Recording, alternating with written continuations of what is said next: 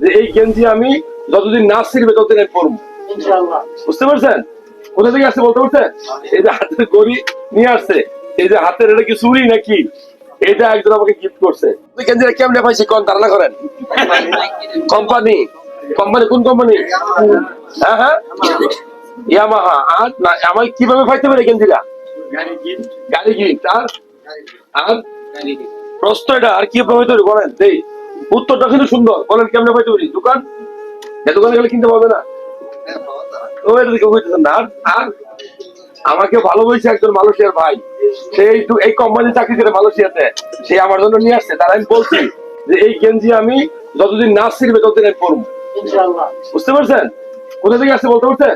এই যে হাতের গড়ি নিয়ে আসছে, এই যে হাতের এটা কি চুরি নাকি, এটা একজন আমাকে গিফট করছে। মানে আমি যা আছে আলহামদুলিল্লাহ গিফটেড, হাতিয়া হাতিয়া হাতিয়া হয়ে গেছে। তো আপনারা কেমন আছেন?